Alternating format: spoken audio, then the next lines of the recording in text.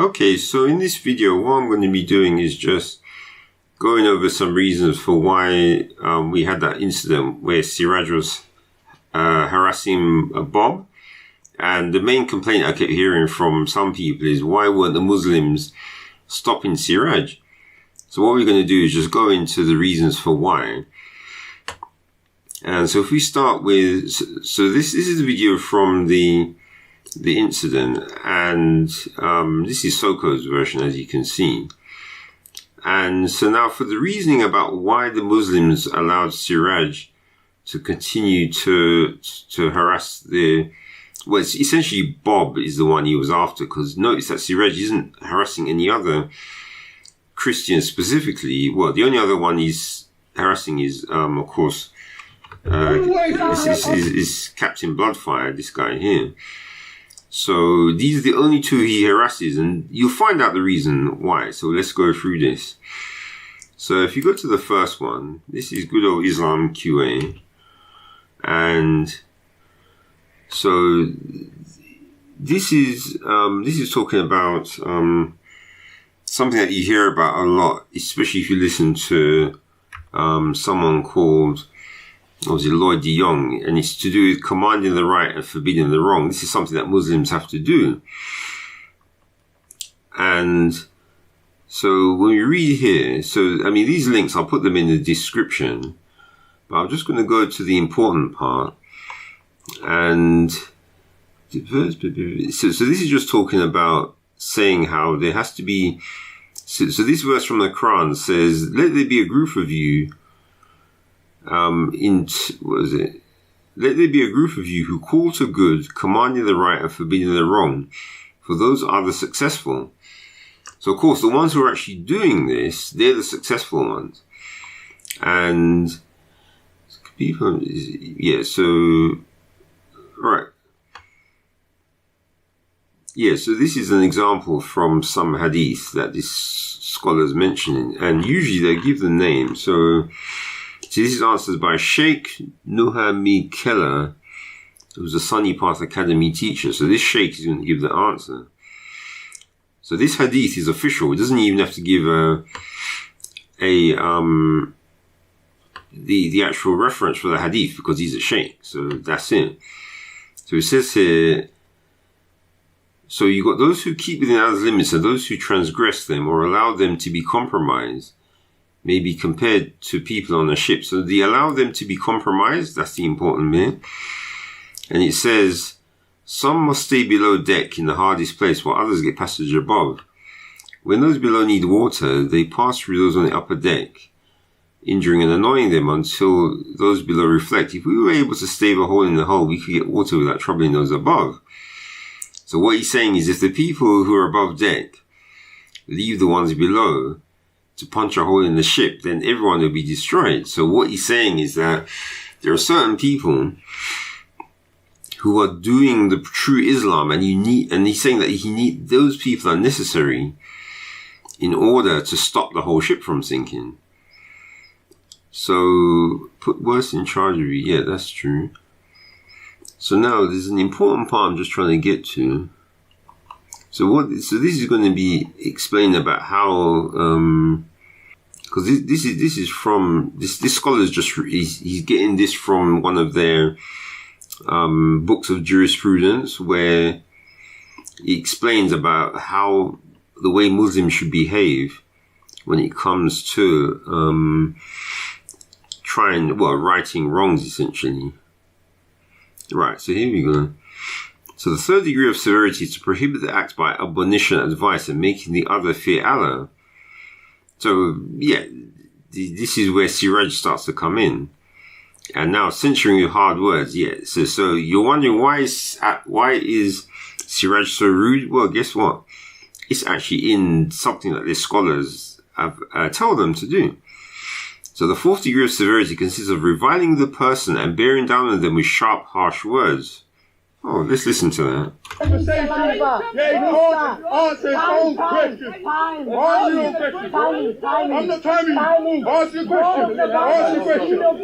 So you hear that? Nice harsh words from Siraaj there.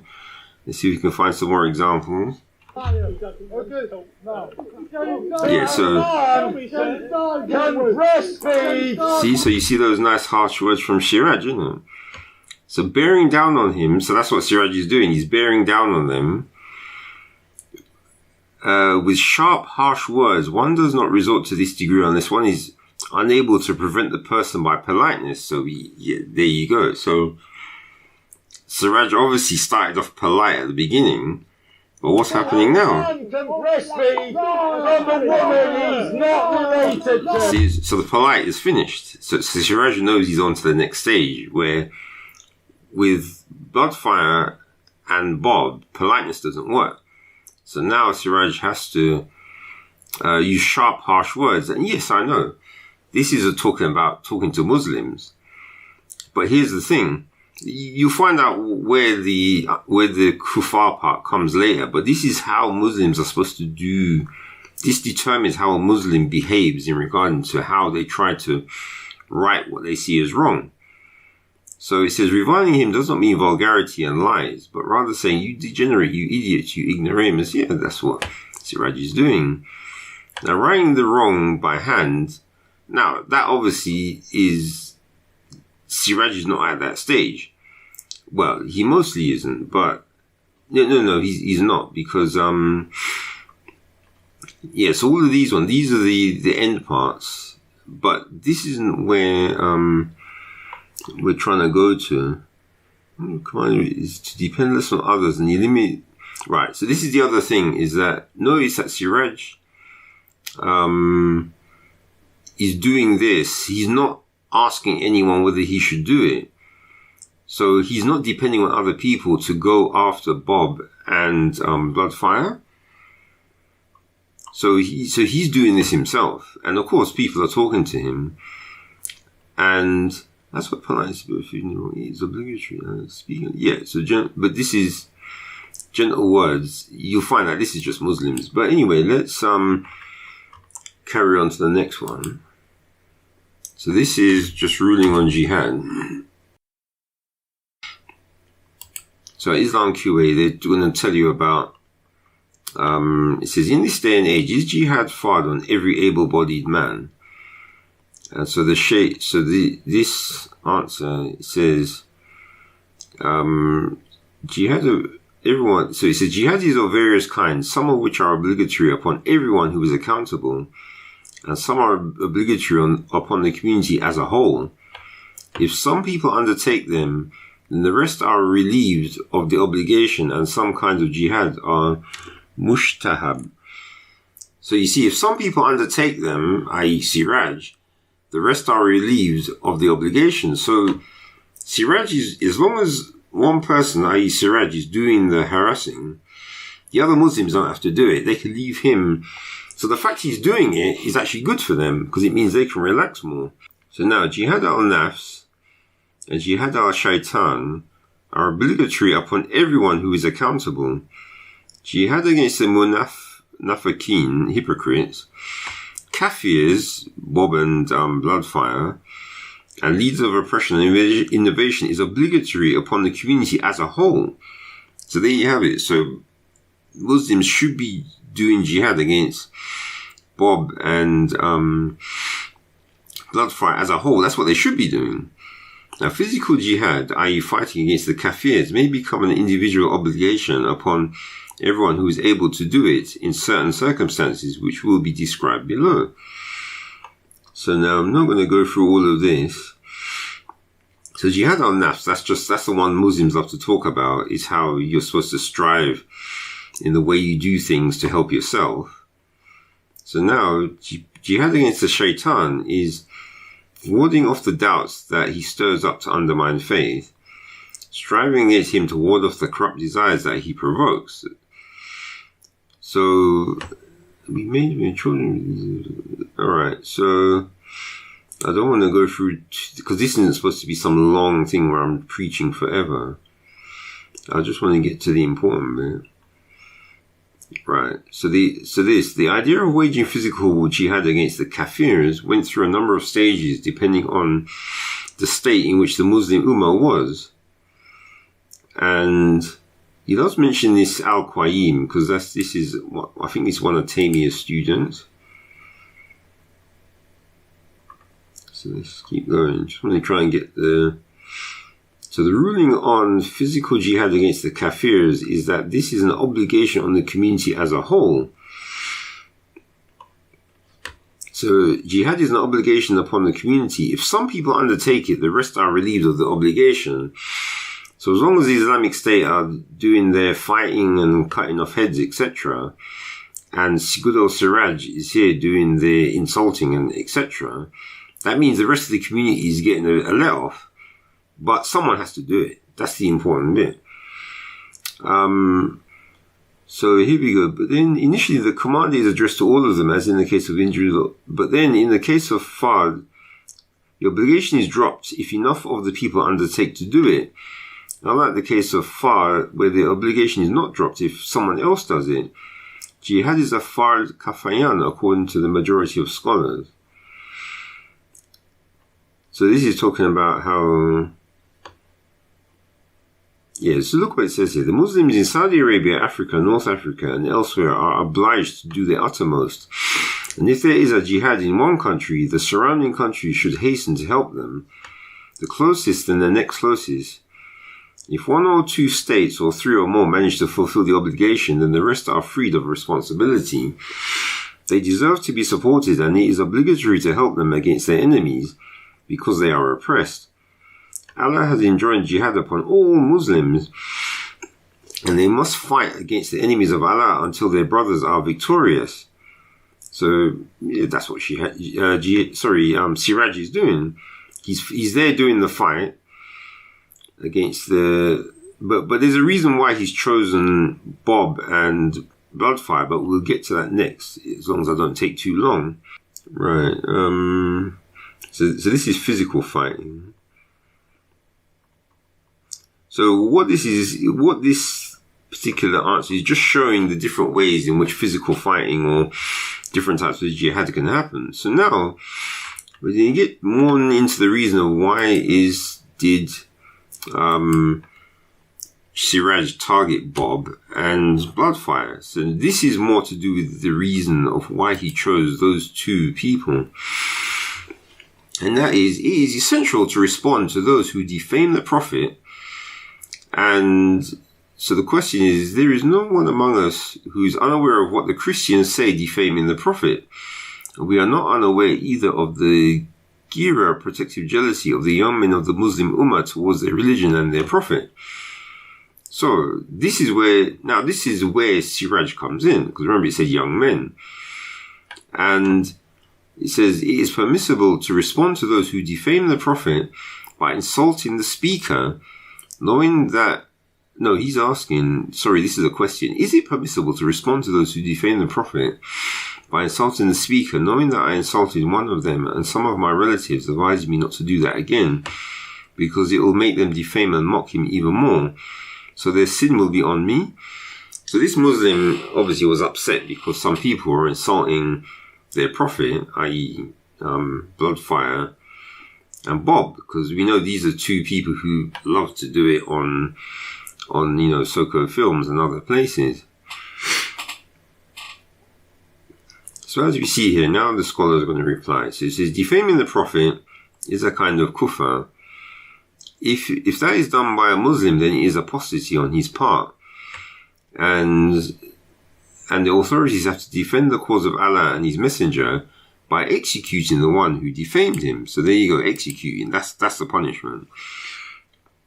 If the one who defamed him repents openly and is sincere, that will benefit him before Allah, although his repentance does not waive the punishment for defaming the Prophet, which is execution. So there you have him.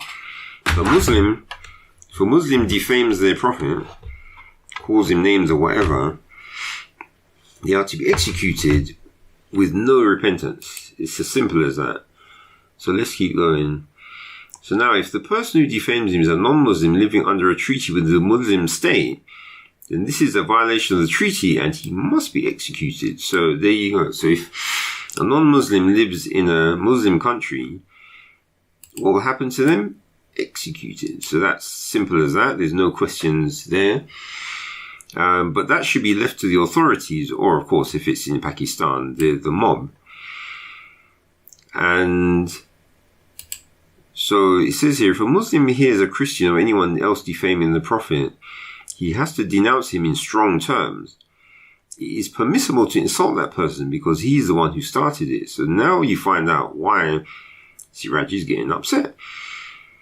Because we've heard Bob say it plenty of times. And of course, in this video, I think in this video, Bloodfire is actually doing it as well. So this is the main reason why Siraaj is harassing them. And that's because of this. And of course, Siraaj can't carry out the, had punishment. So as it says here, if there is no one who can carry out the had punishment of Allah and stand up for the messenger, i.e. the other Muslims, then the Muslim has to do whatever he can, so long as that will not lead to further mischief and harm against other people. So Siraaj is doing his best, essentially, because he's got to get out there, fight. He's doing the insults. Look, permissible to insult the person, so Siraaj is doing that. So hopefully this will show anyone who watches this video why he's like that, because essentially this scholar is saying this is how things should be done. And I think you got the scholar's name here, is it? I'm not sure. Yeah, no, it doesn't have his name. I thought it did. I'm sure he did, actually. Alright, yeah, here we go. So this is from Sheikh Abdul Rahman al-Barak. So this is the Sheikh you have to go and speak to if you disagree with anything that is written here. So if any Muslim says, no, that's not true, then I'm sorry, this Sheikh is going to put them in their place. So now the next one is... so this is concerning sort of, mockery of their Prophet as well. Now this one is a bit lame.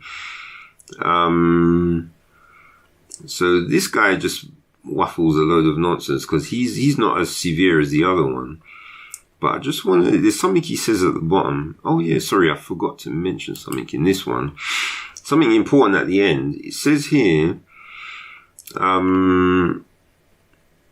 this is talking about this verse that David Wood loves to use, where it says, and insult not those whom they worship besides Allah, lest they insult Allah wrongfully without knowledge. Now, this scholar is going to give you the answer for this. And he says, this does not apply in cases where they defame Allah and His Messenger. First, rather, what is meant is that it is forbidden to insult the gods of the mushrikeen first, lest they insult Allah out of ignorance and enmity on their part. If they insult Allah and His Messenger first, then we must... Oh, actually, I just realized something strange. They say, you got Allah here and His Messenger. Notice, His Messenger has peace and blessings of Allah be upon him. But notice Allah has nothing. So you can see who's more important, isn't it? So first, then we must respond and punish them so as to deter them from their kufr and enmity. If we leave the kuffar and atheists to say whatever they want without denouncing it or punishing them, great mischief will result, which is something that these kuffar love. No attention should be paid to the one who says that insulting or responding to insults will make him more stubborn. The Muslim has to have a sense of protective jealousy and get angry for the sake of Allah and His Messenger.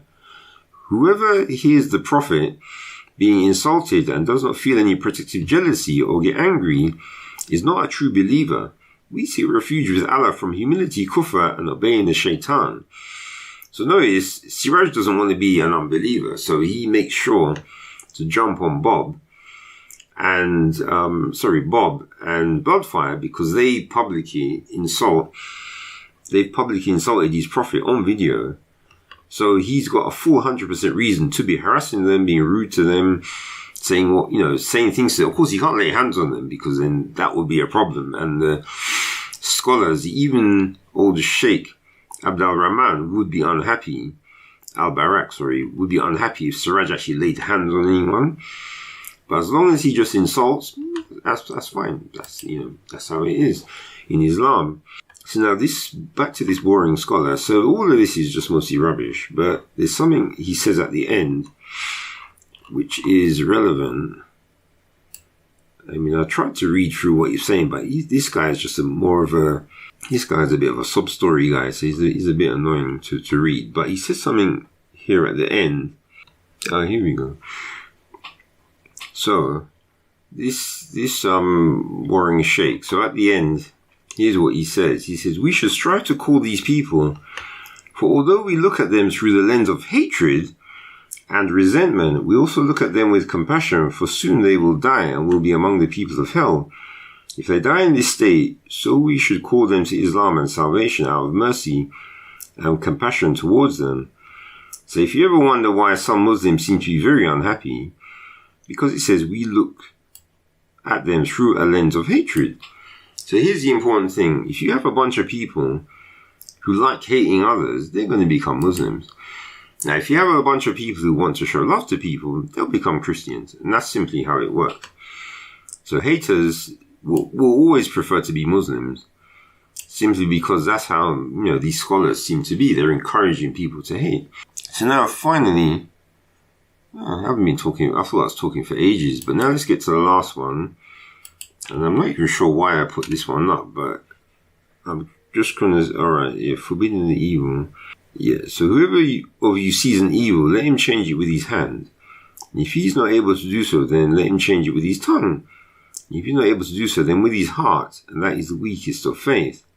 Anyway, hopefully what I've just shown you here, especially when it comes to the hatred, and the fact that what it says here about what Muslims should do to people that insult their prophet, you'll understand now why the Muslims weren't stopping him, because they can't. How can they stop someone who's doing jihad? And if they stop him, then they're going to be in trouble. So they have to let him carry on. And there's something I just wanted to show you with regards to these videos. So, Sister, don't let him exclude me from this conversation. You can say it. Right, what I'm trying to show you here is that, notice that the Sheikh will tell Siraj to stop. Let me see if I can find it.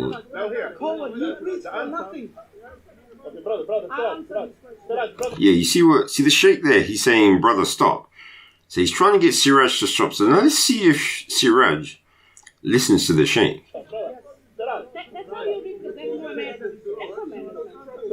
That's why he represents Jesus. So you notice, Siraj ignored the Sheikh. You notice that. He asked him to stop, and Siraj didn't stop. And this is another thing you have to watch out for in Islam, is who Muslims see as being like the true Muslims, and who they see as not being so true. And as you saw when speaking to, I think, Saeed, he had a conversation with this comfortable Sheikh. And you can see the Sheikh is not really interested in any of this more, severe kind of jihad. Whereas, of course, and this is the other thing, of course, with Bob and Bloodfire insulting their prophet, is the Sheikh doing anything? No, Siraj had to come in from outside and take over the battling, whereas the Sheikh's been here for years. So where's he going around harassing Bob? No. Have you seen the Sheikh harassing Bloodfire? No. So now Siraj has to do it. So what I'm seeing is that it's as if, because Siraj is the fighter, the Sheikh who's supposed to fight is not fighting. So Siraj is not really respecting the Sheikh, and you'll notice it. Was Jesus the cuss one? No. I can See the Sheikh, and notice the Sheikh is not. He tried to stop him. He knows Siraj is ignoring him. And let's see. Do you want to talk to him? No, they're not. No. I'm here to listen. So you'll notice that the way that Siraj is not really fully with the Sheikh. He's more chasing Bob. And this is something you have to watch out for in Islam. And, you keep hearing Muslims complain about why are Islamic State. Why do Islamic State keep killing Muslims? And there's a reason. And they will if you find someone from Islamic State, they'll give you a clear reason, and they'll even give you hadiths about why they're doing this to other people who, or other Muslims. And then I'm just going to finish this off with something at the end of this video. You have to listen a bit carefully to hear it. Hey, read in your Bible. Stop. Image. It's good. Time. Read the Bible. Why you allow them? You're gross. Pedophile. You're scared. You're scared. Okay, listen carefully to what the guy is saying. Yes, you hear that? He insulted the Prophet. So you actually heard. So this, all of this applied. Whatever it says here. So remember, if Bloodfire was in a Muslim country, he'd be executed according to what this says. Because these are witnesses to that fact. So they would be the accusers against him. So if you listen carefully to what some other things which I said at the end. He can't time for us. He's cold. Go on. Oh, time for you. It's all your straight time for me. I'm trying to stop you. Read the Christian's breast in the Bible. Why is that? Why is Jesus Why is Jesus have female breast? Why is Jesus have female breast? Take a break. No, I will answer according to him. No, you don't. No, you done your job. Yes. So you hear what he said? He said you've done your job. No, you done.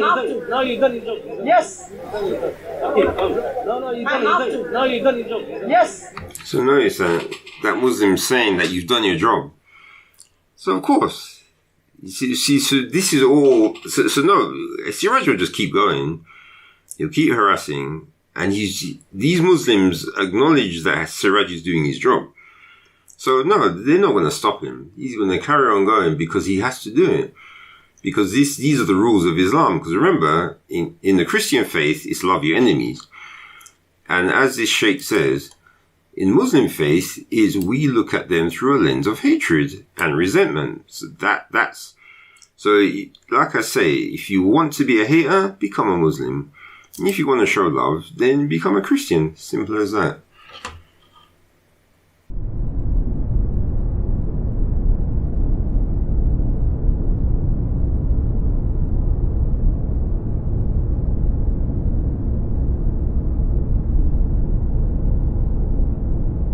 Israelites will return to take down Islam.